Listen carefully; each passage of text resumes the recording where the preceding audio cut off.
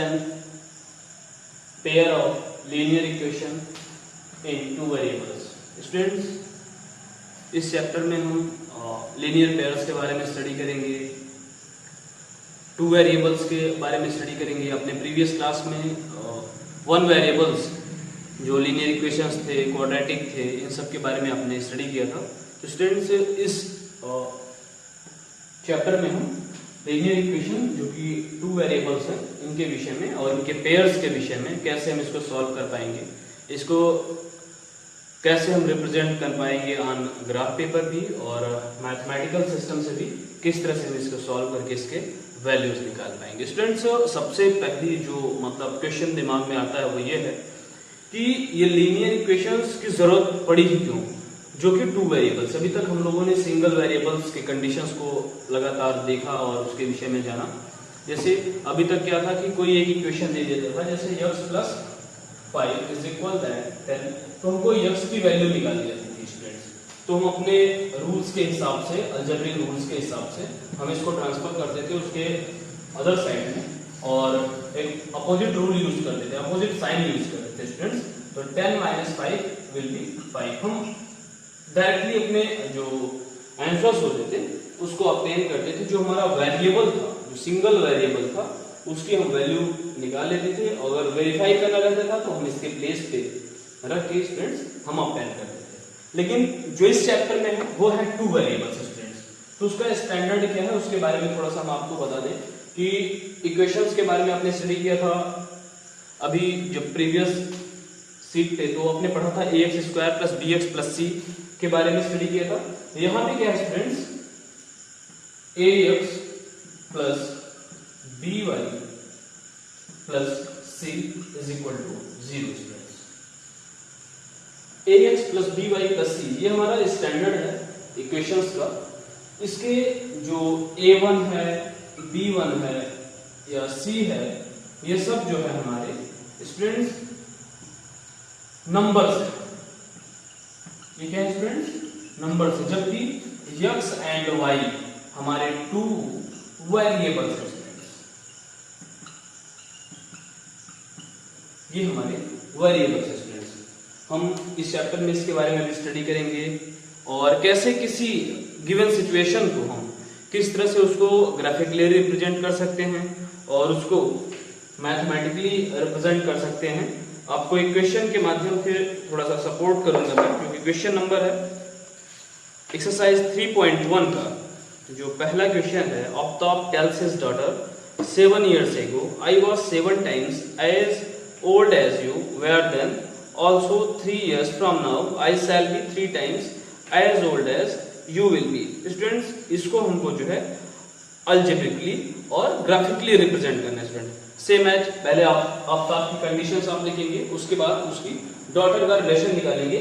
लेकिन जब हम पहले करते थे तो हमेशा x के सापेक्ष चाहे वो फादर होगा या फिर डॉटर होगी, उसी के रिलेशन में जो है उसकी डॉटर का एज निकालते थे. लेकिन हम यहाँ पे x और y दो कंडीशन लेके सॉल्व करेंगे, इस तरह से सॉल्व करेंगे. थोड़ा सा इसके पहले मैं आपको अलजेब्रिकली और ग्राफिकली में क्या डिफरेंस है उसको भी आपको समझा देना चाहता हूँ स्टूडेंट्स. अलजेब्रिकली रिप्रेजेंटेशन क्या है और जियोग्राफिकली रिप्रेजेंटेशन क्या है स्टूडेंट्स. अलजेब्रिकल इक्वेशन के माध्यम से हम रिप्रेजेंट कर सकते हैं. जैसे ax + by + c = 0 है. एक हिसाब से ये हमारा अलजेब्रिकली फॉर्मेट है स्टूडेंट्स. एक हम इसको अदर कंडीशन में भी लेके सॉल्व कर सकते हैं. एक एग्जांपल के माध्यम से भी हम आपको इसको रिप्रेजेंट करके दिखा रहे हैं. जैसे ग्राफिकली सिचुएशंस को रिप्रेजेंट करने के लिए मैंने एक एग्जांपल लिया है. Romila went to a stationery shop and purchased 2 pencils and 3 erasers for ₹9, and her friend Sonali saw the new variety of pencils and erasers with Romila, and she also bought 4 pencils and 6 erasers of the same kind for ₹18, represented algebraically and graphically. Students, हमको mind क्या करना है, सबसे ज्यादा जो mind करने वाले words हैं इसमें क्या क्या खरीदा गया है. पहली चीज है क्या, पेंसिल स्टूडेंट्स. दूसरा क्या है, इरेजर. सेम काइंड का है स्टूडेंट्स, ध्यान देंगे. सेम टाइम का है, तो हम इसके लिए अलग अलग, मैंने बोला पहले भी कि ये जो हमारा टू वेरिएबल इक्वेशंस है, तो इसके लिए हम पेंसिल का अलग प्राइस मान लेंगे और इरेजर का अलग प्राइस मान लेंगे। फॉर रोमीटर सॉल्यूशन अगर हम करते हैं, अलजेब्रिक रिप्रेजेंटेशन देते हैं, let the price of pencil X and price of eraser is equal to y students। सबसे पहले हमने प्राइस ऑफ पेंसिल लिया जो कि x था और प्राइस ऑफ इरेजर लिया जो y है स्टूडेंट्स। अब हम देखेंगे कि रोमिला के लिए जो उसका अलजेब्रिक रिप्रेजेंटेशन है वो किस तरह से है। तो रोमिला का जो अलजेब्रिक एक्सप्रेशन बनेगा, Romila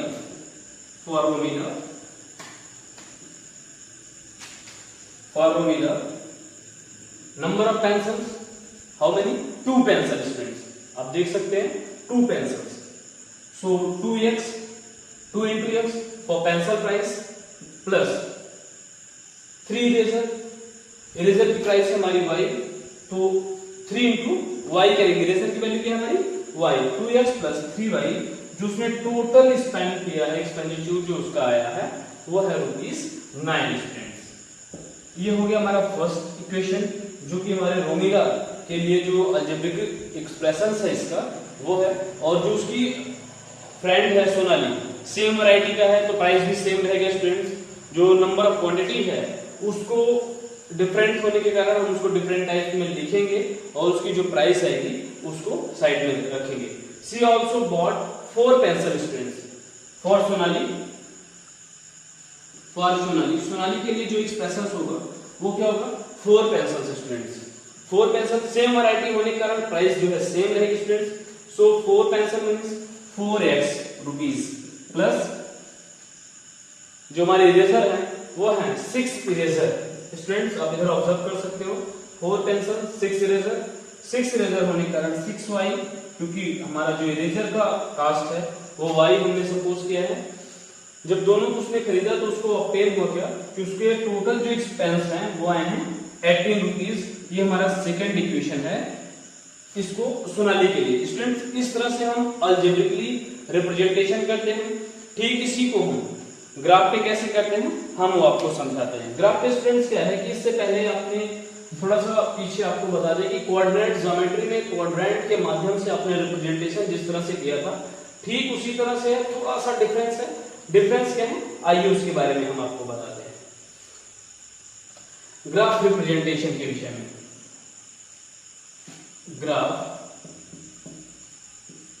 representation students, graph representation में क्या ध्यान देंगे, जैसे 2x plus 3y is equal to 9 है स्टूडेंट्स, तो हमको कहीं भी इसकी किसी सिंगल वेरिएबल में इसकी कंप्लीट वैल्यू रखनी होगी। जैसे अगर हम पहले इक्वेशन को लेते हैं 2x plus 3y is equal to students है 9। अगर हम इसी को फिर से डिवाइड करें 2x is equal to 9 minus 3y, या अगेन हम इसको करें तो x is equal to हो जाता है हमारा स्टूडेंट्स 9 minus 3y upon 2। जो हमारी x की वैल्यू है वो है students 9 minus 3y upon 2। Students तो हम क्या करते हैं एक टेबल बना लेते हैं, टेबल में हम x और y की वैल्यूज शो कर देते हैं स्टूडेंट्स। 3 वैल्यू 4 वैल्यू हम निकाल सकते हैं जिससे हम अपना आराम से रिप्रेजेंटेशन कर सके। फर्स्ट इक्वेशन के लिए मैंने बनाया है 2x plus 3y is equal to 9 के लिए। अगर हम यहाँ पे हमको कौन सी वैल्यू अगर पता हो जाए y पे कौन सी वैल्यू हमारी क्या आ रही है तो इसके विषय में हम जानेंगे। अगर हम y की वैल्यू 1 ले लेते हैं स्टूडेंट्स, y की वैल्यू क्या लेते हैं स्टूडेंट्स 1 ले लेते हैं तो 9 minus 3 into 1 3 हो जाएगा, 9 में से 3 जाएगा आपका 6 से 2 डिवाइड करेंगे आप तो आपको 3 मिलेगा स्टूडेंट्स। एक बार इधर सॉल्व भी कर देते हैं आपके लिए। 9 minus 3 into 1 upon 2 is equal to 9 minus 3 is equal to 6 upon 2 will be 3। अगर हम y की वैल्यू 1 रखते हैं स्टूडेंट्स तो तो हमारा जो है x की वैल्यू 3 आती है स्टूडेंट्स। ठीक इसी तरह से अगर हम y की वैल्यू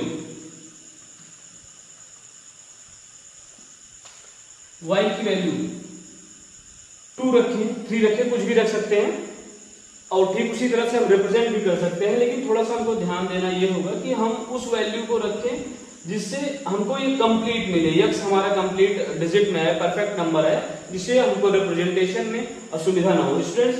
तो हम y के लिए 3 रखते हैं तो हमको x क्या मिलता है स्टूडेंट्स, 0 मिल जाता है। एंड सो ऑन हम निकालते जाएंगे, अगर दो भी वैल्यूज है तो तब भी आपका काम चल जाएगा स्टूडेंट्स। ठीक इसी तरह से हम अगले इक्वेशंस के लिए भी लेते हैं, जो हमारा दूसरे स्टूडेंट्स के लिए है, सोनाली के लिए। 4x plus 6y, 4x plus 6y is equal to 18 students. So value of x direct कर रहा हूं, वैल्यू ऑफ x होगी स्टूडेंट्स 18 माइनस 6y अपॉन 4। मैंने इसको डायरेक्टली किया है, आप प्रीवियस क्लास में इसको कई बार स्टडी किया है, इसलिए मैंने डायरेक्टली किया है। x की जो वैल्यू आ रही है x is equal to 18 minus 6y upon 4 students. हम ठीक इसी तरह से एक टेबल और बनाते हैं जिसमें हम x और y के वैल्यूज रख देंगे, x एंड y। स्टूडेंट आपको कंडीशन पता है, x की वैल्यू है 18 माइनस 6y अपॉन y। अगर हम y की वैल्यू 3 रखते हैं स्टूडेंट्स, y की वैल्यू 3 रखते हैं, थोड़ा डायरेक्टली करें, 6 3 से 18, 18 minus 18 will be 0, 0 by 4 will be 0 students. अगर हम y की वैल्यू 3 रखते हैं तो x की वैल्यू क्या हो जाएगी स्टूडेंट्स, 0 हो जाएगी। आइए हम इसकी value I mean the y की वैल्यू अगर हम हम 1 रखते हैं इस इक्वेशन में, अगर 1 रखते हैं तो देखेंगे क्या, 18 माइनस 6y, 18 माइनस 6y के प्लेस पे हम 6 रख सकते हैं बिकॉज y की वैल्यू 1 है स्टूडेंट्स। 18 माइनस 6 अपॉन 4 या फिर 12 बाई 4 विल बी अवर 3। जो अगला हमारा पॉइंट होगा वो होगा स्टूडेंट्स 3। तो हमारे जो पॉइंट्स हैं, हमारे x और y की वैल्यूज हैं 3 1 0 3, और जो दूसरे इक्वेशंस के लिए है 4x plus 6y is equal 18 के लिए 0 3 एंड 3 1 है स्टूडेंट्स। कहीं ना कहीं आप देखेंगे जो वैल्यूज आई हैं वो सेम आई हैं, और इसी टाइम आपको एक और पहले रिप्रेजेंट कर लेते हैं, फिर और एक चीज बताते हैं आपको कि कौन सी लाइन किस कंडीशन में कोइंसिडेंट होंगी, कब इंटरसेक्ट करेंगी एक दूसरे को, कब पैरेलल होंगी, इन सब के विषय में भी बताते हैं। पहले आइए इसको हम रिप्रेजेंट कर लेते हैं स्टूडेंट्स। इसको इरेज करते हैं।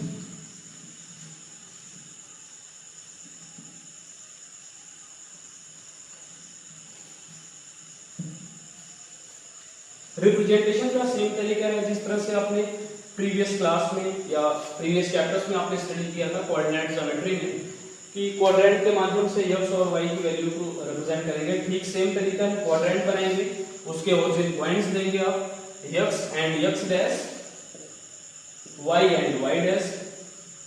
स्टूडेंट्स सेम पॉइंट करेंगे 1 2 3 4 अकॉर्डिंग टू यूज, जहां तक आपको करना है आप कर सकते हैं।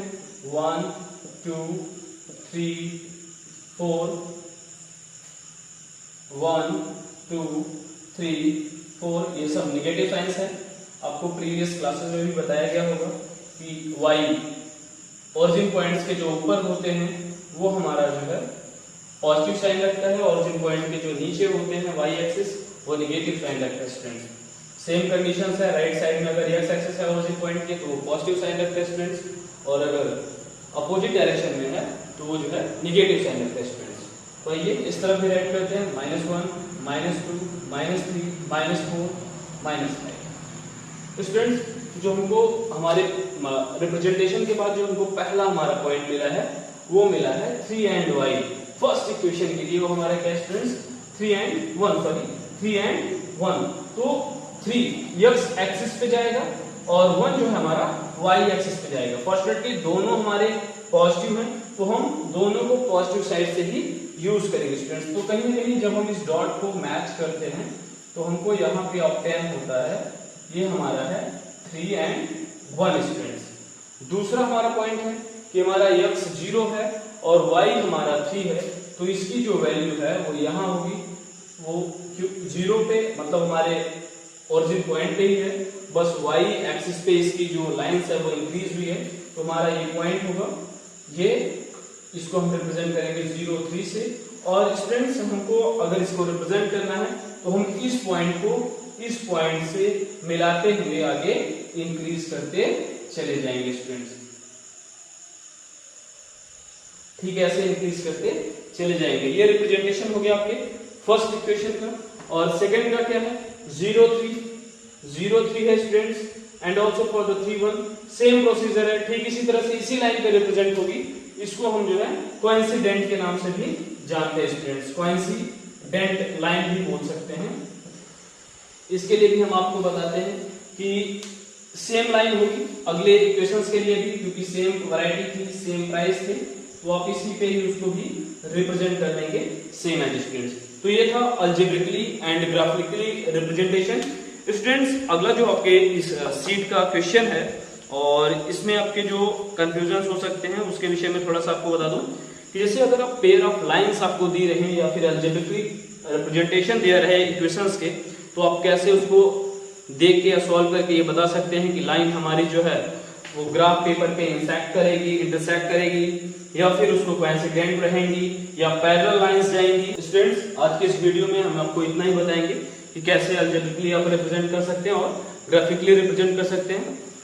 अगर आपको चैप्टर 3.1 में और सेकंड क्वेश्चन है जो आपको अगले वीडियो में मिलेंगे, अगर कोई प्रॉब्लम्स आती है तो आप हमारे व्हाट्सएप नंबर 7704967292 या फिर अकेडमी के व्हाट्सएप नंबर 9838203386 पे आप व्हाट्सएप कर सकते हैं या फिर यूट्यूब चैनल माँ भगवती इंटरनेशनल अकेडमी भट्टी नारेंद्रपुर पे जाके आप अपने प्रॉब्लम जो है कमेंट कर सकते हैं। Thank you student.